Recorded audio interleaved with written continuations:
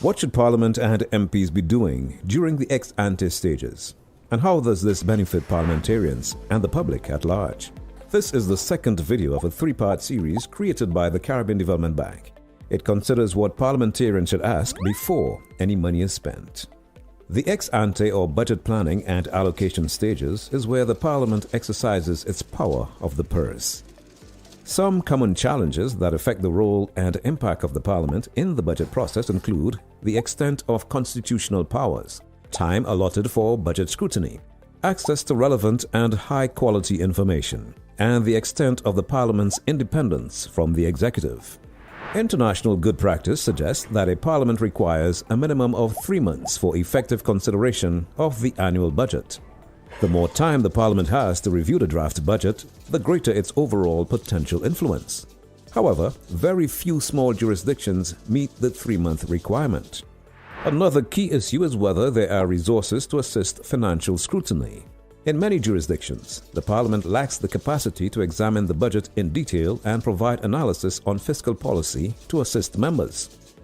Internationally, there is a trend towards increasing the analytical capacity of Parliament.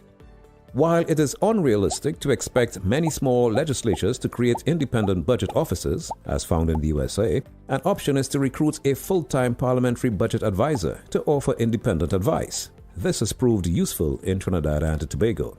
MPs need to check that the budget reflects important international commitments, such as the SDGs, gender equality, and climate change. Budgets impact differently on women and men. Equality and sustainability must be considered when planning expenditure allocations. Good practice here would be a gender-based analysis of the budget. MPs should always ask whether impact assessments have been conducted. Commitments to combat gender inequality need to be supported by adequate budgetary allocations. Economic resilience in the Caribbean is impacted by the frequency of natural disasters and climate change. To counter this, the Parliament should ensure that budget allocations are made for disaster risk reduction and coping with climate change. MPs should ask questions on: has the budget been prepared to reflect the government's fiscal and debt strategies? What are the assumptions behind the growth forecast? How do the government's growth figures compare to independent forecasts? How much of the proposed budget is committed and how much is discretionary? Are there sufficient reserves to deal with unforeseen circumstances? A government must ask Parliament for the public money they want to spend. Estimates are documents setting out each department's annual spending for approval by MPs. Expenditure plans must be sufficiently detailed for Parliament to understand what the money will be spent on.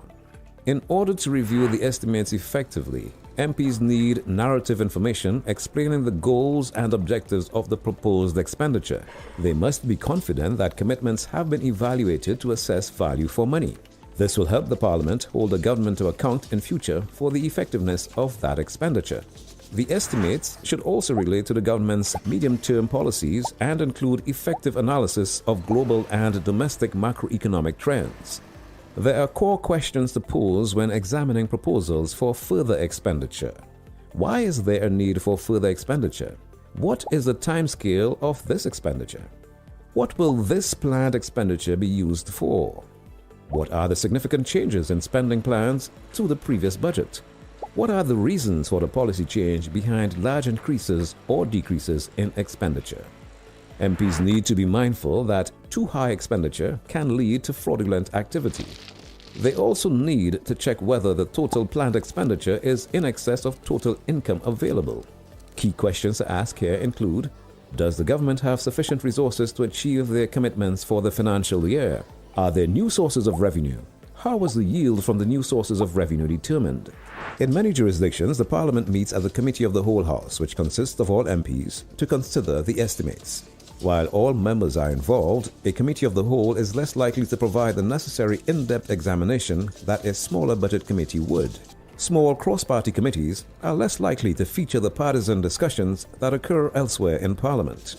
The key takeaways are that the budget authorization phase is where the Parliament exercises its power of the purse and ensures the rule of law in public finance. Common challenges that affect the role and impact of the Parliament in the budget process include the extent of constitutional powers, time allotted for budget scrutiny, access to relevant and high-quality information, and the extent of the Parliament's political independence from the executive. There are a number of key questions that MPs can ask when scrutinizing proposed budgets to ensure governments are held to account for the use of taxpayers' money.